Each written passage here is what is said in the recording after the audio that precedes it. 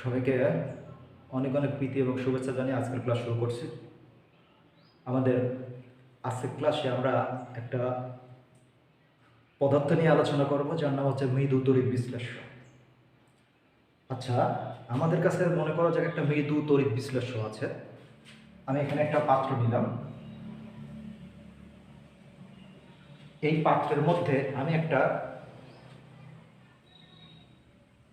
মনে করলাম একটা দ্রাবক আছে।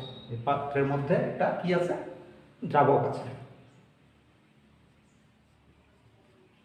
আমি দ্রব্য হিসাবে কি করলাম? দ্রব্য হিসাবে মৃদু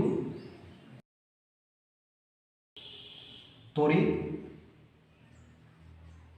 বিশ্লেষ্য পদার্থ নিলাম। আমি এখানে এই পানির মধ্যে কাজ নিলাম দ্রব্য হিসাবে এটা মৃদু তড়িৎ বিশ্লেষ্য পদার্থ নিলাম।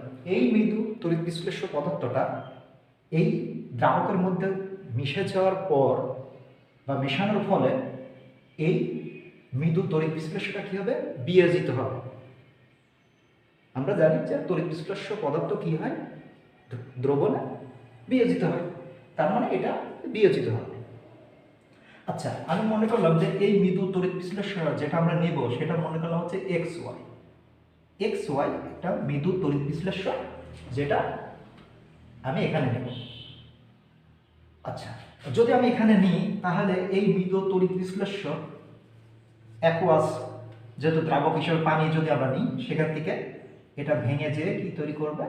সেটা হচ্ছে যে এক্স প্লাস যোগ ওয়াই মাইনাস। ফলে প্রাথমিক অবস্থায় আমার মৃদু তড়িৎ বিশ্লেষ্য এই দ্রাবকের মধ্যে বিয়োজিত হয়ে এটা তৈরি করবে। এখন আমি কেন এখানে উভমুখী তীর ব্যবহার করেছি? কারণ আমি যেহেতু বলছি মৃদু তড়িৎ বিশ্লেষ্য, তার কারণে এই এক্স ওয়াই তড়িৎ বিশ্লেষ্যের খুবই কম পরিমাণ কিন্তু বিয়োজিত হবে। বিয়োজিত হয়ে সেখানে এক্স তৈরি করবে এবং ওয়াই মাইনাস তৈরি করবে, এবং অধিকাংশই কিন্তু অবিয়োজিত থাকবে। এখন আমার মনকে প্রশ্ন করা যায় যে আমি যদি এই পানির মধ্যে এই দ্রব্য তড়িৎ বিশ্লেষ্য যেটা নিচ্ছি সেটা তো একটা বিয়োজিত হয়েছে, ভালো কথা, কিন্তু আমি যদি নতুন করে আরো বেশি পরিমাণ এক্স ওয়াই যুক্ত করি, অর্থাৎ তড়িৎ বিশ্লেষ্য যুক্ত করি, তখন কি বিয়োজনটা কি বাড়বে নাকি কমবে? আমি আবার বলতেছি, আমি যদি এখন নতুন করে মৃদু তড়িৎ বিশ্লেষ্য আবার এই পানির মধ্যে নেই, তাহলে কি সেটা কি পূর্বের চেয়ে বেশি পরিমাণ বিয়োজিত হবে নাকি কম পরিমাণ বিয়োজিত হবে? এটা একটা কথা। উল্টাভাবে আমি মৃদু তড়িৎ বিশ্লেষ্যটাকে ঠিকই রাখলাম, কিন্তু নতুন করে মনে করলাম দ্রাবকটাতে পানি যুক্ত করলাম। ফলে আমি তড়িৎ বিশ্লেষ্য কম বেশি করি অথবা দ্রাবক কম বেশি করি, কম করার ফলে আমার তড়িৎ বিশ্লেষ্যের বিয়োজনের কম বেশি হবে কিনা সেটা আমাকে এখন জানতে হবে। এখন কেউ বলবে বেশি হবে, কেউ বলবে কম হবে, কেউ বলছে হবে না, কেউ বলছে ঠিকই থাকবে, যেহেতু এটা মিলতেছে। কিন্তু আমরা এই সম্বন্ধে যার কথাটা মেনে চলবো তার নাম হচ্ছে ওয়াসওয়ার্ড। বিজ্ঞানী ওয়াসওয়ার্ড আমাদের এই সূত্রটা দিয়েছে যে একটা দুর্বল তড়িৎ বিশ্লেষ্যের মধ্যে যদি আমরা নতুন করে তড়িৎ বিশ্লেষ্য যুক্ত করি অথবা দ্রাবক যুক্ত করি, সেক্ষেত্রে তার বিয়োজন মাত্রা কিরকম হতে পারে তার জন্য তিনি একটা সূত্র দিয়েছেন এবং সেই সূত্রটা বলা হয় ওয়াসওয়ার্ডের লঘুকরণ সূত্র।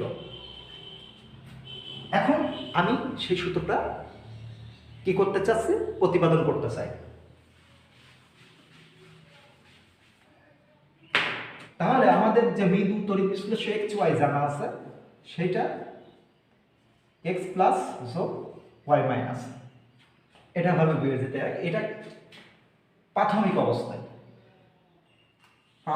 অবস্থায় এভাবে সে ভাঙতে পারে। আমি লিখে প্রাথমিক অবস্থায় আমার এক্স ওয়াই মনে করলাম আমার সিমল ছিল। সিমল এক্স ওয়াই আমি কি করছিলাম? একটা পাত্রের মধ্যে নিয়েছিলাম। যে পাত্রটা আগে ছিলাম আমার মনে আছে যে এই যে পাত্রের মধ্যে আমি দ্রাবক দিয়েছিলাম, আর দ্রব্য হিসাবে কাকে নিচ্ছে? X Y. এই এক্স ওয়াই যেটা নিচ্ছে সেটার আবার কত মোল নিচ্ছে? সেটা হচ্ছে সি মোল। ফলে প্রাথমিক অবস্থায় এক্স ওয়াই কতটুকু আছে? সেটা হচ্ছে সি মোল। অন্যদিকে এইটা এবং এইটার পরিমাণ কিন্তু ওই মুহূর্তে নাই। এখন প্রাথমিক অবস্থায় এক্স তীব্র আমাদের মৃদু তড়িৎ বিশ্লেষণ সেটার পরিমাণ যদি সি মোল থাকে এবং এটা প্রাথমিক অবস্থায় শূন্য ছিল, আমরা সাম্যাবস্থার নিয়ম অনুসারে জানি, এবং কিছু সময় অতিবাহিত হওয়ার পর যখন সেটা সাম্য অবস্থায় উপনীত হবে তখন কি অবস্থা হবে? ধরলাম যে সাম্য অবস্থায় সেটা হচ্ছে বিয়োজন মাত্রাটা ধরলাম আলফা। সাম্য অবস্থায় যদি বিয়োজন মাত্রা আমার আলফা হয়, ঠিক আছে, সেক্ষেত্রে আমি লিখতে পারবো এখান থেকে সি মাইনাস আলফা সি, অর্থাৎ আলফা সি পরিমাণ আমার কি হবে? যদি বিয়োজন মাত্রা আলফা হয় তাহলে আলফা সি পরিমাণ আমার সি মোল থেকে সেটা ভেঙে বের হয়ে যাবে। তাহলে এই পাশে এটা তৈরি করবে আলফা সি পরিমাণ, এই পাশে এটা আলফা সি পরিমাণ তৈরি করবে। সেক্ষেত্রে যদি আমি এই বিক্রিয়ার যদি আমি সাম্যাঙ্কের মান লিখতে চাই তাহলে আমি কি লিখতে পারবো? সেটা হচ্ছে কি উৎপাদের ঘনমাত্রা বাই বিক্রিয়কের ঘনমাত্রা। তাহলে আমার এখানে কে কে আছে? উৎপাদ alpha C into alpha C, আর এটা কত আছে? C minus alpha C.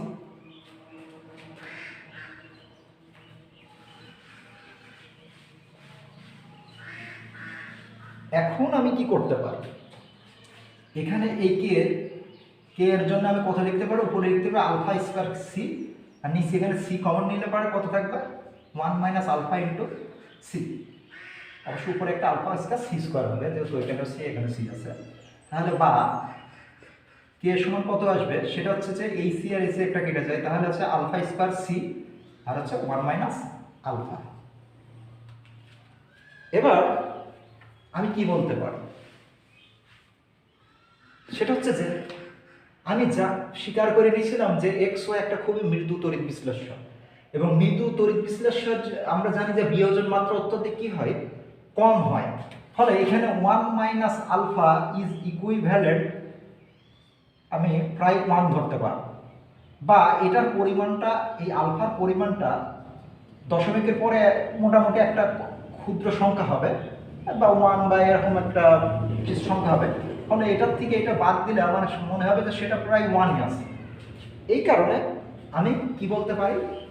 সেটা হচ্ছে যে এখানে কে সমান আমি বলতে পারি আলফা স্কয়ার সি, আর 1 মাইনাস আলফা সমান তখন তো আমি 1 বলতে পারি। এখন আমি কে সমান কত বলতে পারি? সেটা হচ্ছে আলফা স্কয়ার সি। এবার এটার থেকে আমি কত লিখতে পারবো? সেটা হচ্ছে যে আমি আলফা স্কয়ার সি সমান কে লিখতে পারবো, আবার আলফা স্কয়ার সমান লিখতে পারবো হচ্ছে কে বাই সি, বা আলফা সমান লিখতে পারবো root over K by C. এই হচ্ছে আমাদের বিষয়। এখন আমার কাছে যে সমীকরণটা আছে সেই সমীকরণের পদগুলোর সাথে আমি পরিচিত হই। এটা বিয়োজন মাত্রা, এটা হচ্ছে বিক্রিয়ার সাম্যাঙ্ক যেটা কিন্তু ধ্রুবক, এবং এটা হচ্ছে সি, সেটা হচ্ছে আমি কত মোল দুর্বল তড়িৎ বিশ্লেষণ নিয়েছিলাম। যেহেতু এটা আলফা এবং এটা একটা ধ্রুবক, ফলে আমি এটা লিখতে পারবো root over K into 1 by root over C. আবার আমরা জানি এটা একটা ধ্রুবক, তাহলে আলফা সমান লিখতে পারবো ধ্রুবক গুণন 1 by root over C.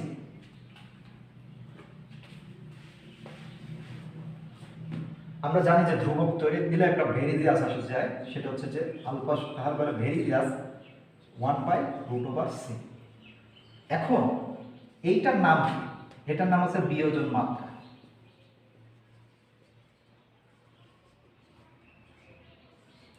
ভেরিজিয়াস 1 by root over, এটাকে আমি কি বলতে পারবো? সেটার নাম হচ্ছে ঘনমাত্রা। কার ঘনমাত্রা? এটা কিন্তু দুর্বল তড়িৎ বিশ্লেষ্যের ঘনমাত্রা। আমি যে তড়িৎ বিশ্লেষ্যটা নিয়ে এই আলোচনাটা করছি তার ঘনমাত্রা এটা, এবং তার বিয়োজন মাত্রা আলফা সমান এইটা। এখন আমি কি বলতে পারি? একটা স্থির বা একটা নির্দিষ্ট তাপমাত্রায়, একটা স্থির বা একটা নির্দিষ্ট তাপমাত্রায় সেটা হচ্ছে যে দুর্বল তড়িৎ বিশ্লেষ্যের বিয়োজন মাত্রাটা ঘনমাত্রার বর্গমূলের ব্যস্তানুপাতিক। আমরা জানি যে কোনো জিনিস যদি ব্যস্তানুপাতিক হয় তাহলে পরে এইটা বাড়লে এটা কমবে, এবং এটা কমলে এটা বাড়বে। এখন কথা হচ্ছে যে এটা কার ঘনমাত্রা? এটা হচ্ছে দুর্বল তড়িৎ বিশ্লেষ্যের ঘনমাত্রা, বা একটা দ্রবণের ঘনমাত্রা আকারে কাজ করছে। এখন যদি আমি এই দুর্বল তড়িৎ বিশ্লেষ্য বা দ্রবণের ঘনমাত্রা যদি বৃদ্ধি করি, তখন দেখা যাচ্ছে যে এইটা বৃদ্ধি করলে এটা কি হবে, বিয়োজন মাত্রা হ্রাস পাবে। তাহলে আমাদের প্রাথমিক যে আলোচনাটা ছিল, আমাদের এখানে দ্রাবক আছে, আমি দ্রব হিসাবে এক্স ওয়াই মৃদু তড়িৎ বিশ্লেষ্য যুক্ত করব। আচ্ছা, এই মৃদু তড়িৎ বিশ্লেষ্য যুক্ত করার পর আমি যদি পুনরায় এই মৃদু তড়িৎ বিশ্লেষ্য এই দ্রবণের মধ্যে যুক্ত করি, তখন দেখা যাবে যে আমার তড়িৎ বিশ্লেষ্যের তথা বিয়োজন মাত্রা হ্রাস পায়, যেটা হচ্ছে এইভাবে যে বিয়োজিত হয়েছিল, সেক্ষেত্রে কি হবে, এই দুইটা যুক্ত হয়ে আমরা এই পাশে ব্যাক আসবে। অর্থাৎ যদি আমরা একটা দ্রবণের ক্ষেত্রে আমরা দুর্বল তড়িৎ বিশ্লেষ্য দ্রবণের ক্ষেত্রে আমরা যদি দুর্বল তড়িৎ বিশ্লেষ্যটাকে নতুন করে যদি আবার দ্রবণের মধ্যে মিশ্রিত করি, সেক্ষেত্রে দেখা যাবে যে মৃদু তড়িৎ বিশ্লেষ্য বিয়োজন মাত্রাটা হ্রাস পাবে। অন্যদিকে যদি আমরা কি করি, সেটা হচ্ছে ঘনমাত্রা, দ্রবণের ঘনমাত্রা কি করি, কম করি। অর্থাৎ মৃদু তড়িৎ বিশ্লেষ্য সেখানে দ্রাবক তথা পানির মধ্যে আছে, ভালো কথা, আমি নতুন করে কি করলাম, আরো দ্রাবক যুক্ত করলাম বা পানি যুক্ত করলাম, ফলে এখানে দ্রাবক বা পানির পরিমাণ অনেক বেড়ে যাবে। বেড়ে গেলে পরে কিন্তু তখন আমার এই মৃদু তড়িৎ বিশ্লেষ্য বিয়োজন মাত্রাটা কিন্তু সেক্ষেত্রে আমার বেড়ে যাবে। এই সূত্রটা দিয়ে আমরা অনেক ম্যাথ কিন্তু করতে পারবো, আমরা ম্যাথের জন্য এই সমীকরণটা আমাদের অনেক ক্ষেত্রে লাগবে। ফলে সেক্ষেত্রে যদি আমার একটা দুর্বল তড়িৎ বিশ্লেষ্য কোনো একটা জায়গায় যদি আমাকে ঘনমাত্রা বলে দেয়, তার বিয়োজন মাত্রা জেনে যাব। আর বিয়োজন মাত্রা থেকে জেনে যাওয়ার ফলে এখান থেকে আমরা কিন্তু সাম্যাঙ্কের সমীকরণ ব্যবহার করে দ্রবণে সেটা অল্প পরিমাণ বিয়োজিত হোক ভালো কথা, কিন্তু তার ঘনমাত্রা কোনটা আছে সেটা কিন্তু আমরা জানতে পারবো। আবার সেই ঘনমাত্রা যদি জানতে থাকে, সেখান থেকে যদি এইচ প্লাস যদি উৎপন্ন হয়, সেক্ষেত্রে যে যদি যেমন দুর্বল তড়িৎ বিশ্লেষ্য ইথানোয়িক অ্যাসিড আছে, সেক্ষেত্রে আমরা ইচ্ছা করলে সেখান থেকে এইচ প্লাস আয়নের ঘনমাত্রা মান জেনে সেই দ্রবণের পিএইচ নির্ণয় করতে পারবো। এভাবেই কিন্তু আমরা এই সমীকরণটা কিন্তু অনেক কিছুতে আমরা কাজে ব্যবহার করতে পারবো। এবার হচ্ছে ওয়াসাল্ডের লঘুকরণ সূত্রে এতে আমরা ব্যবহার করবো। ওয়াসাল্ডের লঘুকরণ সূত্রে কিন্তু ব্যর্থতাও কিছুটা আছে, সেটা হচ্ছে ওয়াসাল্ডের লঘুকরণ সূত্রটা শুধুমাত্র দুর্বল তড়িৎ বিশ্লেষ্যের ক্ষেত্রে আমাদের আলোচনাটাকে আমাকে বুঝতে সাহায্য করবে। এবার যদি আমার তীব্র তড়িৎ বিশ্লেষ্য হয়, সেক্ষেত্রে কিন্তু আমরা এই সমীকরণটাকে আর ব্যবহার করতে পারবো না। আজকের ক্লাসে আমরা এই পর্যন্ত শেষ করছি। পরবর্তী ক্লাসে হয়তো আমরা কোনো নতুন বিষয় নিয়ে আবার আলোচনা করবো। সবাইকে ধন্যবাদ।